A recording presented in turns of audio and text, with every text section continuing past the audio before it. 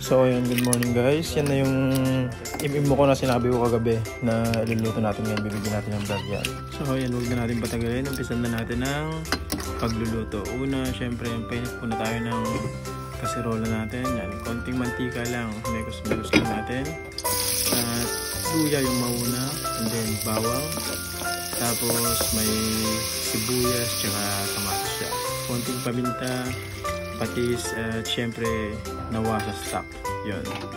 Tapos antayin lang natin na kumulo. Pag kumulo na siya, yan, parang ganyan, lagyan na natin ng daon ng malunggay.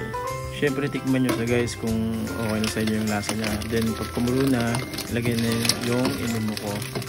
Yun. Tapos antayin nyo lang yan mga 5 minutes lang. Saglit lang yan pag bumuka na. Okay na. Wag overcook kasi lilit yung laman niya. Yan. Yun lang. Maraming salamat. Kung abot ka dito, please follow, like, and share naman. Thank you so much for watching.